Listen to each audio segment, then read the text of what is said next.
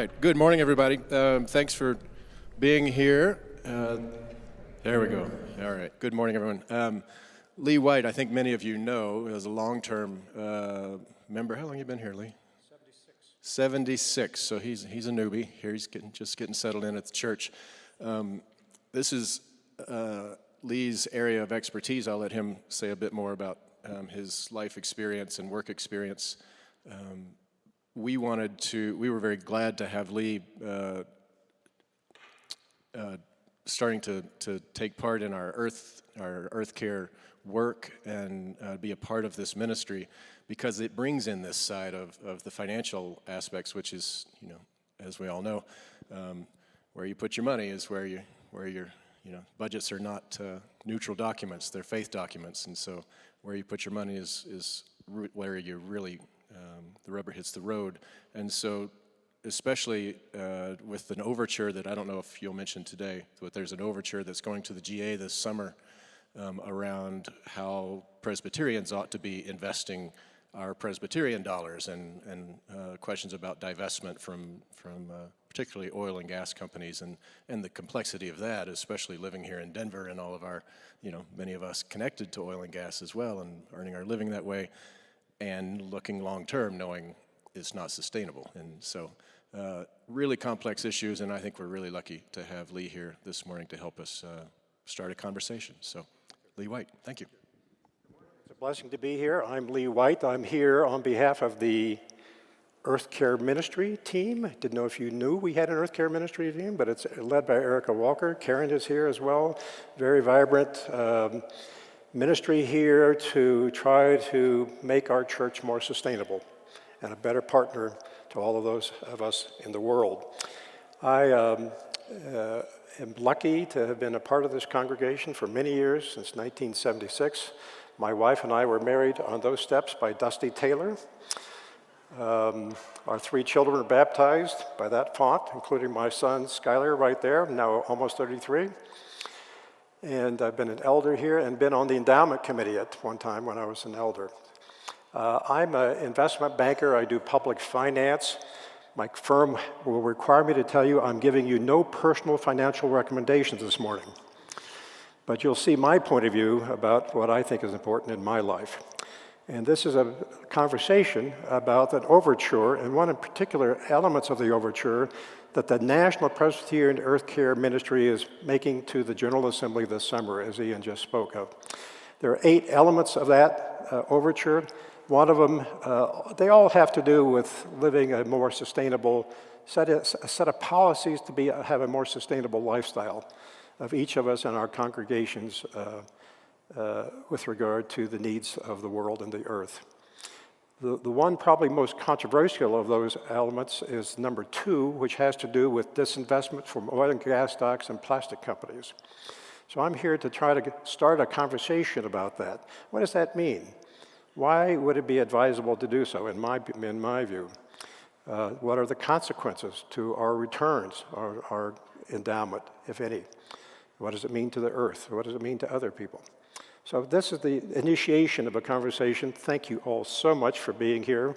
And I'm told by Christine there may be 100 plus more of you online, so televangelism, I guess, is what we're doing this morning. And I should introduce Scott Ranby. Scott, right there. Scott is here, who is a Montview member, former elder, and is currently on the Montview Endowment Foundation, technically a separate corporation that manages Montview's money. So I'm delighted he's here as well. So, oops, one too many. Well, let's look, what is the concentration of greenhouse gases since Jesus was born? Let's look at just that as a starting place. This chart was from the Intergovernmental Panel of Climate Change run by the UN, so it's scientifically very well vetted, and it shows in parts per million along the vertical axis the concentration of carbon dioxide in the Earth's atmosphere for the last 2,000 years. And as you can see, it's kind of bumped along kind of at the 200 plus range until very recently, the post-industrial era. And then it hockey sticked up to over 400 parts per million. That's interesting. Some of my climate denier friends say, well, you need to look much further back because the Earth is heated, it's cooled, we've had swamps, we've had ice ages. Really, take a longer look. This is too short a version. So let's look at another chart. How about 800,000 BC? This is, and you may say, how did we know what CO2 concentrations were in 800,000 BC and since? And the short answer is rocks that were formed in that area created bubbles that contain oxygen or Earth atmospheric gases from that period of time, as well as Arctic and Antarctic ice, trapped bubbles, which can be carbon dated that far back, just as a kind of a factual point. And you can see, for a very long time, indeed, there are huge fluctuations. The Earth cooled, it heated, it cooled for a whole bunch of different, obviously natural reasons. Nobody born back then. All natural phenomena until post-industrial age, when it went up over 400 parts per million. So what does that mean to us? And where did it come from? This chart shows greenhouse gas emissions. This particular chart is carbon dioxide. There are other types of greenhouse gas emissions, mainly methane gas, and then another series of smaller but still important and actually very aggressive and bad types of fossil fuels that have escaped when burned and are now in our atmosphere. And the point is that these gases now trap heat in our planet that prior to this period of time would normally escape and radiate back into space. It's like a blanket that in covering the Earth, the entire globe, the action of these molecules in the atmosphere don't let the heat that's normally received by the Earth from the sun to escape back into the atmosphere, typically at night, obviously. So where are they coming from? Well, first, there haven't been very many until really the post-industrial age, and really after World War II. And they've climbed up to about 35 billion tons a year of these gases.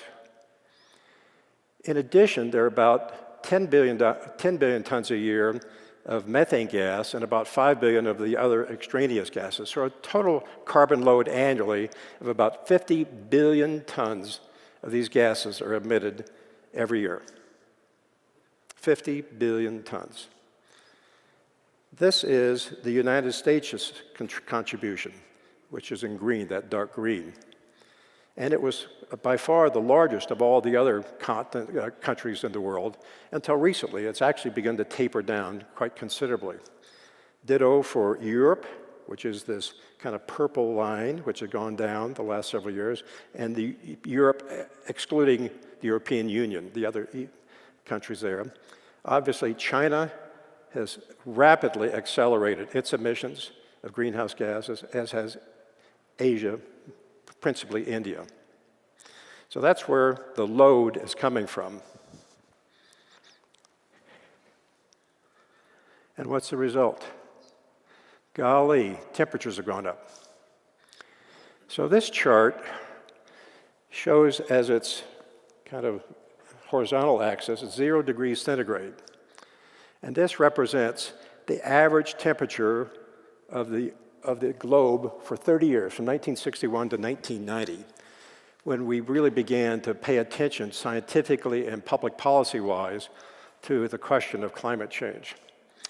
And this shows that the temperatures back in the 1850s all the way up until the 1960s kind of ranged up and down, but below that 0 degree mark as a reference point. And now our, whoops, don't want to trip myself, are at 0.8 degrees centigrade. And they've been a pretty strong upward march. So something kicked in right about here with temperatures actually very demonstrably rising. And that period, right about there, 1980, has a pretty, I'm going to go back a slide, has a pretty obvious relationship to what happened about here. This breeds climate change, temperature increases in the atmosphere. And there's really no scientific doubt about that anymore. It's been pretty peer-reviewed, conclusively studied by the leading atmospheric scientists all over the world. So what do we do about that? And why should we do something about it? This is a bit of a complicated chart, but I'll try to get through it. I'm sure you can follow me along. So the scientists have been saying that we can tolerate some degree of higher temperatures without catastrophic consequences to the world. And we need to be able to do that, we have to level out. We have to top out at some point in time before the temperature changes would be so consistent and so sustained that they would obliterate most of our ability to control them thereafter. The load would be in the atmosphere for such a long period of time. These particles, when they're up there, most of them don't just go poof and disappear. They remain. The load is up there. And so the scientific community has concluded that to keep a maximum average temperature increase over the post-industrial age of 1.5 degrees centigrade creates worse conditions than we are likely to see now, but tolerable conditions. Some bad things will happen, wildfires, drought, but not at the level that would truly be an existential crisis for us, for all the species on the world, and for our global ability to sustain life. So this chart shows what the scientists are recommending. They're recommending, here's dates. Here we are, 2022, right here. And here's the metric tons. Remember I said 50 billion metric tons a year? This is the annual climate load. If we want to stay at this 1.5% degree centigrade increase, we have to begin in 2025, 3 years hence, to lower that load every year down to about 10 billion tons a year over a period of time. So this is where public policy has to move us to avoid temperature changes that would be cataclysmic. This line. Unfortunately, current policies of all the governments of the world, the United States, everybody else, has this line, where the tons of carbon emissions go up to a little over 60 billion tons a year. And that would heat the Earth at temperatures far above the 1.5%. Yeah, I'm Mr. Good News today, so bear with me. To get to 2 degrees, only 2 degrees centigrade increase, we would have to, which is this kind of bluish line, the purplish blue, dark blue line, we would have to level out pretty soon, and by 2030 make real progress in dramatically reducing carbon loads in the atmosphere. That's doable. It's not going to be pretty, but it probably is the best shot we have at dealing with the impacts of climate change. I'm personally sometimes optimistic and sometimes not very optimistic about this. So what are a few consequences? These are some extracts I've made from the recent intergovernmental report that was just published 2 months ago, kind of the executive summary. And I'm going to read them to you real quickly. Right now, 5 million people die annually because of climate change. Starvation for famine, drought, particulate emissions that cause respiratory issues, and other consequences of mostly food shortages. Most Arctic ice will melt during the summer, and there'll be a huge loss of Antarctic ice shelves. And of course, we're seeing that already. all coral reefs will disappear. They cannot be saved. Sea level rise. Most islands will disappear. Hope you don't have a condo in Maui. Plus large land masses, such as Bangladesh, will be inundated, as well almost all coastal cities. Food growth zones will move further north to the poles, thus reducing arable land and food supply. I don't know if you've ever seen those little seed packets of vegetable seeds on the back. They show you what temperatures you should, zones you should plant. Seed companies are changing those maps. And they're moving north, where arable land and moisture will still allow vegetables, food to be grown. There'll be vast migration and human population movements streaming north in the northern hemisphere and south in the southern hemisphere. There'll be catastrophic weather events, and they will multiply and intensify: wildfire, hurricanes, typhoons, heat, and extensive drought. This has enormous national security implications for us and all the other world's governments. And there'll be considerable species lost. I just can't even begin to go through the list of species that are at risk because of what we do. Okay. Now, how does that affect the topic of the day, Montview's endowment? As I said earlier, the overture is proposing that that Presbyterians in general try to disinvest whatever resources they have held in their endowments in the oil and gas and plastics companies. Why? And what would happen? As a starting point, Montview's foundation has about $5.5 million.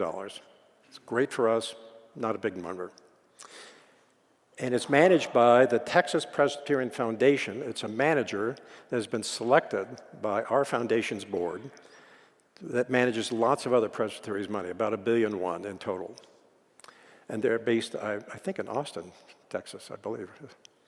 And the manager reports that it observes the Presbyterian Church of the United States socially responsible investment policies, but right now to exclude oil and gas investments from being in those policies.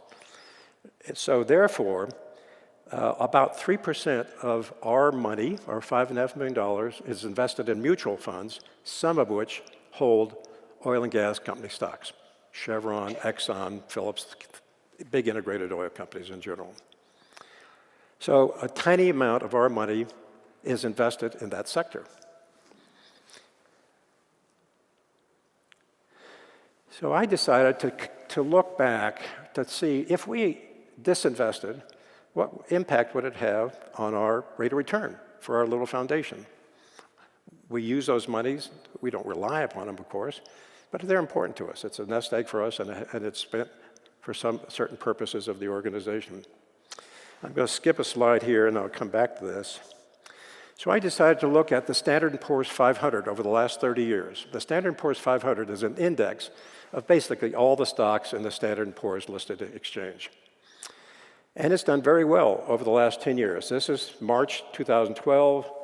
That's the year. The blue line, it's been going straight up. And been doing really well since about the 20s, about 3 or 4 years ago, because the tech stocks have really influenced the growth of that S&P 500. Google, Apple, those kind of companies have become very popular, and the prices of those have been appreciating quite wildly. This bottom white line is a different kind of index. It's what's called the Xle Index. That's an index composed solely of integrated oil and gas companies. Basically, it's all the major oil and gas energy stocks into one little index. And if you go back 40 or 50 years, it tracked the S&P highly correlated, 99% correlated. And then interestingly, in 2014, roughly, it broke apart. That correlation cracked. And I asked my oil and gas friends, of whom I have many, what happened? And they tell me that the investment community realized that because of fracking and other terrific techniques for increasing the extraction of oil and gas, of hydrocarbons from our Earth, that the supply of these fossil fuels became so readily available and with such vaster reserves than we thought at one time, that the prices of those commodities sunk. And it became apparent that it would be very difficult to predict what the prices of oil would be, and gas, natural gas, would be in the future, because of these new supply relationships. And because of the volatility that industry had to face, investors began to pull capital out of that industry because they tried to exploit all the resources they had available, as any good businessman or woman probably would try to do, and flooded the market. And because the prices became more volatile, the companies that produced that commodity, the value of their stocks became more volatile. And so this bottom line shows the prices of that index of only oil and gas companies for the last 8 years. And it really hadn't done very well at all, has it? So I did a couple of quick calculations. Go back to a previous slide. So in bold, the 10-year annualized average yield for the S&P 500 was 16%. Fantastic return. And the annualized return for Xle, that other oil and gas, 1.34%. Been up, but not a winning investment strategy for the last several years. It is important to point out, however, that oil and gas stocks do provide above-average dividend yields. Google and Apple don't pay dividends. They're growth stocks. They hope you buy their stock because it will be worth more at some time in the future. Oil and gas companies have been amping up their dividend because of their substantial cash flows to try to keep capital invested in their companies. And now they typically pay about 4% base dividend compared to 1.5% for the average dividend for the S&P index. And some companies, not all, but some, pay what's called an adjustable dividend. So when their times are flush, as they are now, oil's over $100 a barrel, tremendous cash flow, and they are sharing that proportionate to the cash flow they're receiving with their investors. So some of these dividends are in the low double digit right now. So they're substantial cash flows, but they'll go down as when oil gas prices go back down, as they inevitably will, and you'll be back at the mean of about 4% as their dividend payout. So they do have stronger dividends than these other stocks, but they're priced really to compensate for the lack of stock appreciation that they've had to suffer for such a long time. So what does it mean if we were to ask our managers to disinvest from oil and gas? Well, first, it's not clear we could do that under our current regime. And Scott is here to answer any questions you might have about actually if the congregation kind of sent a message to our endowment committee, you know, we ought to look at this.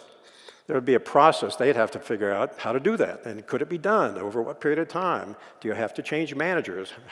How do we actually implement such a policy if our collective feeling was that's a good idea? Will it reduce the world's carbon footprint? No, it won't. Our disinvestment will not change the carbon footprint of the world. I'm quite clear of that. But it will if it's joined by lots of other major investors raising the cost of capital to these companies. We won't make a difference, but the big retirement funds, CalPERS, which is the California retirement system, the New York's retirement system, who hold huge amounts of these stocks, they can put pressure on these companies, as some have tried to do in other circumstances, to increase their cost of capital, which would make renewable energy sources more economically competitive. They would have a lower cost of capital relative to the oil and gas sector if that were to happen on a macro scale. What's the effect to the U.S. driving public? Does gas prices go up? Probably yes. Probably yes. Gasoline doesn't have what economists call externalities priced into the cost of gas. The cost of fossil fuels doesn't include the cost that we are suffering, and all the world is suffering, because of increased intensity of carbon concentration in the atmosphere. That's a public cost that's not borne in the price of gasoline. And so gas prices could rise, I think modestly, but they could rise. But the point is, if the price of something good rises, the incentive to use it will decline under classical economics, supply-demand curves, and we'll try to get around other ways, like electric vehicles. But I can't deny the fact that this, what Bill Gates calls the green premium, I personally think has to be paid so that we know what the real cost of pollution, of carbon pollution is, in order to give signals to the market of where we need investment capital and how we should lead our lives. And there are very strong equity considerations we cannot ignore. Most of us are reasonably affluent. A lot of people are very poor, and increased cost of carbon in their budgets is not easy. In fact, it's worse than that. So whenever our government makes public policy decisions, or we make a public policy decision, we need to be mindful of how to cushion the impacts to the extent we can on those who have less ability to pay than we might. And then to our endowment. Does it significantly reduce the return on the endowment? Well, I say the data shows that if the history of oil and gas company pricing is indicator of future performance, no. I think it's been a pretty lousy investment. I personally have disinvested. And I think it's a good gesture on my part for what I think is important in my life, but also economically, I think it's a good decision. So I want to, and I also think it would encourage replacement investments where they need to be, which is in the companies that are sustainable. So I'm going to summarize by recommending a book.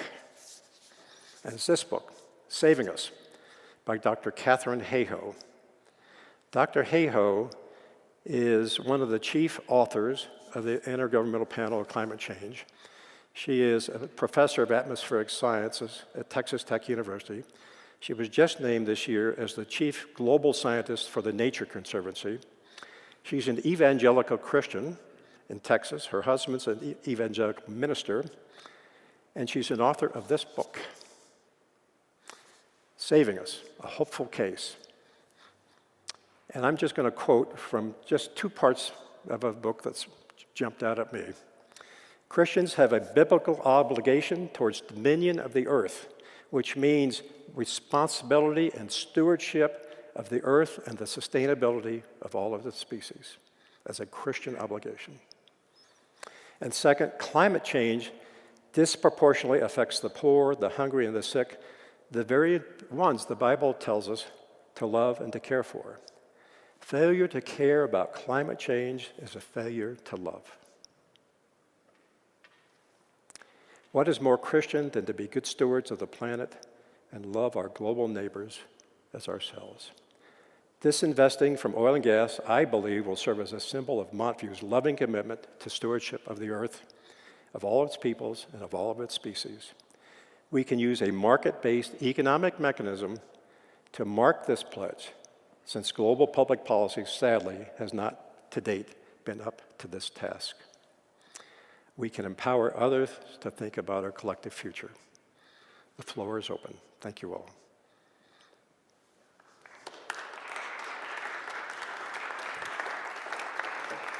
What are your thoughts? Jason, do you have a thought? Oh, Jason's got a... Yeah, because we're live streaming and we need the audio, it's really important that we ask the question in the mic. Who has a question? Anybody have any questions or thoughts? Yes, sir. Thanks for this presentation, Lee. Very, very informative. Thank you. I take your point fully about disinvesting for economic reasons. I take your point fully about that serving as a symbol of Montview's commitment to the earth. What I wonder, at the very beginning you mentioned there were 8 points that were being taken to PCUSA from the Earth Care Committee. And I wonder about the other 7 because this is an economic decision that we can use as a symbol. Right. But solar panels, reducing Right. our electricity, reducing, having electric vehicles Right. rather than the gas ones we do. What are the other 7 is my question. Yeah, if you can just touch down the list. Thank you. They, in general, very excellent question. And Karen, I'm going to ask for you to help me remember some of these. Yeah, she's got a copy of it. There it is. There it is. We've actually provided a paper to the session, which they discussed at their last session meeting. Anybody here on session? Not today, but was presented to the session for their consideration as an item, basically of information first time around. We're going to have these conversations and come back to session here in a couple of months, whatever, and think about this. It basically has to do with advocating for policies at the national level with regard to climate change, kind of reflect what we decide or what we feel to our decision makers in our state and local governments and national governments. Has to do with other ways we can recycle and do things here at the church to reduce our carbon footprint. I've talked to Jason about maybe doing a carbon audit of this congregation so that we can live a less carbon polluting life as an organization, things like that. This is the one that has the most kind of jumps out you as an economic. Thank you. You're welcome. Peter and then Art.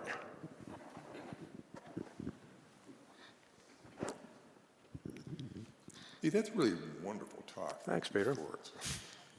Stunning, thanks. What do you know, that you presented some wonderful data about Montview's investment. Do you know about Denver Presbytery and denominational numbers?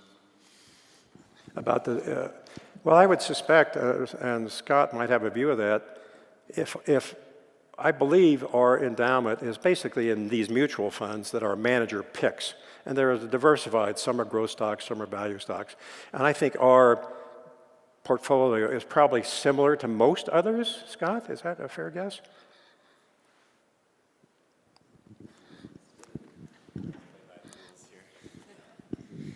Yeah, I think you had the slide there, Lee, about Texas Presbytery manages about $1 billion right now for congregations across the U.S.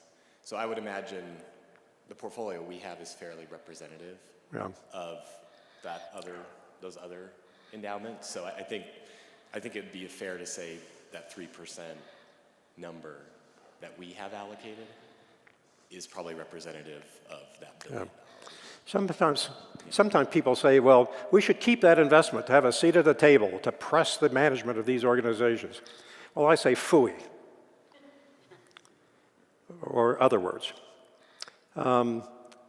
We don't own those individual stocks. We don't own Exxon. We own a mutual fund that has Exxon in it. So if we wanted to press that issue, we'd have to convince the owner of that mutual fund to go and make the case. And I believe, and I think we've seen this with various environmental, social, governmental pushes on corporate management over the last several years, that the small investor has zero say and zero respect and zero impact. The big, gigantic institutional investors may have some, but not the small guy. That's my view. I would like to present what I've heard some wise people say, and I don't necessarily advocate their position, but it seems like a wonderful question they're asking, that the role of a church is to be able to speak truth to power. And we see that done here so regularly here by pastors who do it so well. The people who would advocate against divestment would say this, that if we have the opportunity to speak to a board, we can speak what we know to be the truth to them in a way that we don't have if we are completely away from the discussion table. Yeah. Some thoughts about that? Yeah, what a surprise. I do have some thoughts about that. Fully doubled. That those organizations are run by very sophisticated, intelligent, and I think in general well-meaning people. And they are well aware of public policy changes in America and their need to try to fall in line for reputational purposes, if not, to try to present their product as something that's not harmful to us. But us owning 3% of a small, tiny, infinitesimal share of these companies will have zero impact on their decision making. The only real tool I believe we have is to say we don't want your stock. We don't want to own a share of your company for the reasons that are obvious. That's, I think, the effective way to speak truth to power.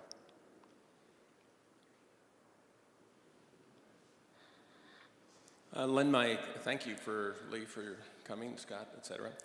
Question, within the endowment that we have, do we get a social impacts analysis or anything from our managers describing not only climate, but anything else that they're involved in? And secondly, there are many, many managers within endowments, et cetera, that do have social impact oriented. They can not be in oil and gas or not be in firearms or various things. And do we, as a church, have to be in this one investment group? Can we invest on our own? Because there's many, many places you can go where you can actually be much more specific about what you want to do. But I think the start is some sort of social impact analysis, not only for climate, but for other areas we might have an interest in.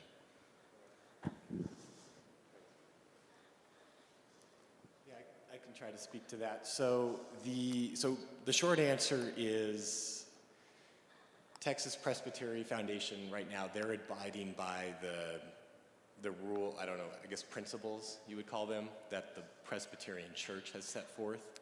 So there's the policy document that states out very specifically, you know, we're not going to invest in nuclear weapons, in arms dealers, in tobacco, except, you know.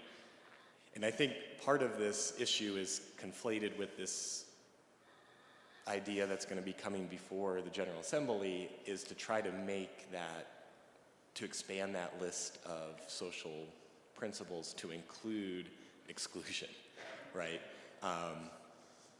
So we are abiding, you know, Texas Presbytery Foundation is abiding by the social values that are currently enumerated by the church. But to your specific question, there is no option for us as Montview to go to TPF and say we want a portfolio that excludes oil and gas. But we could change managers, isn't that right? That is an option, potentially. That, you know, for many years we had a local manager based here in Denver running the foundation. And then we've switched to TPF in the last maybe 8 years or so. So that is a potential option on the table as well. And the Texas Presbytery Foundation, they may decide if there's enough feedback from other congregations like us that they need to augment their offerings and have a more ESG type portfolio. Or if this General Assembly question passes, then they may be pretty much forced to do that, right? So, you know, a lot of options are on the table at this point. Hey, thanks, Scott. And just to add to that, I've been on the foundation board for the last 5 years in the chair. For the last 3 years, got off the chair role last December.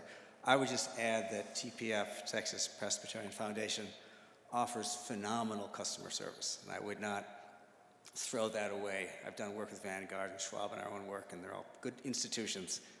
TPF is phenomenal, and for a volunteer board, it's a great resource to have. I agree with Scott, though. I think because of that phenomenal customer service, I think from encouragement from us and with others, I think we could make sense for them to do that. And I don't think that's too far away to do that. And we could change managers, don't get me wrong. That's definitely a choice we have. The question I had for you, though, is I understand fossil fuels economy disproportionately affect low-income families and communities. However, and I also see that you talk about the impact of divestment could have a significant impact on low-income families in terms of higher fuel prices and so forth. And yet, though, the proposal that you're talking about, let me put it differently, how is it that we can actually address that? Which is to say, we're aware of that, we want to make these changes, but how do we make sure that we don't, in our desire to focus on the planet, that we forget the poor? Yeah, a really good question. I'm not Senator Michael Bennet or John Hickenlooper, but I'm guessing that's what they're struggling with, and all people in positions of significant power. And at least one comment is that our government institutions need to make investments in technologies that provide alternatives to what we've been using. I own an electric car. It gets subsidized. And the government can do that to reduce the cost of these alternative transportation modes so that it's going to take a long time, no question about it, so that as we transition from extensive use and almost sole use of gasoline-powered automobiles to other forms of transportation, their operating cost of that automobile will go way down. My cost of electricity for my little EV is a quarter of what I paid for gasoline.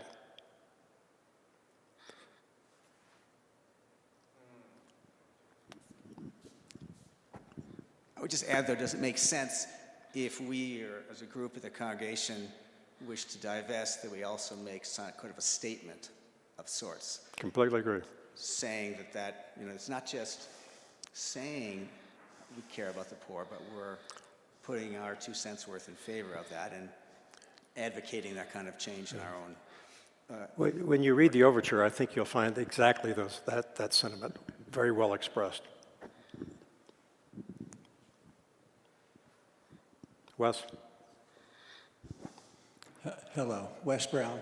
I was on the committee years ago with Martha, actually, I think, when we brought the Texas group on. I'm supportive of your idea.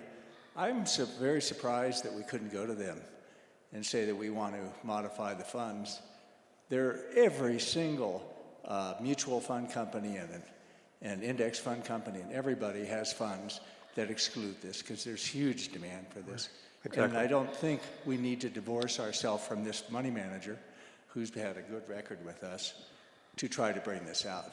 I suspect we are among hundreds of congregations and customers that are thinking the same thing, and I'm sure they can satisfy the need, I suspect, in a much easier way. Yeah, I really hope so myself. There are hundreds and hundreds of funds that exclude oil and gas or plastics, have varying track records, but a good money manager could figure it out. Any other thoughts? Yes, sir.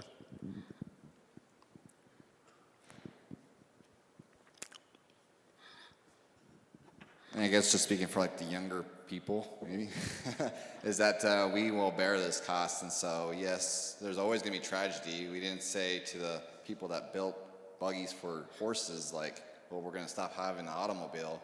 We never say no to innovation and things because of the cost that we'll have on people. It's just a collateral cost. Yes, we can look at ways to reduce those costs on people, but I think in the end, we got to look at that. In the end, the greater good, yes, there'll always be suffering. The greater good will come from our transition, because if we don't save our planet, there will be no planet and everyone will die. So what good will that do? So there'll be no poor people, there'll be nobody to go. And so yes, there's going to be people that will hurt and divest. But as someone that has grown economically poor, and what we have seen in like the pandemic and stuff, is that the shorter the shock is on the poor, the better. Now, if we do this slow, ever slowing transition away from fossil fuels that we're doing now, I see that as being more impactful on the poor, because it's like this long, drawn-out process of rising gas prices and like climate change and stuff. But if we were actually to accelerate that transition and make it would shock a lot of people at first. There would be like this huge gap, but if we can make that transition faster, I think that would be less economically fortitude on the poor, because you can always, like in a short run, if you can see light at the end of the tunnel, see that and say, oh, there's an outlet, than if it's just like drawn out 10, 20 years, phasing out process where there doesn't seem to be any light at the tunnel. Thank you. Okay. 10:15. Thank you all very much. We really appreciate your attention. To you.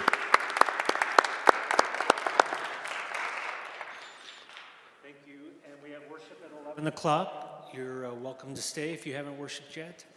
And the children will be involved in worship. It's going to be really great. So thanks.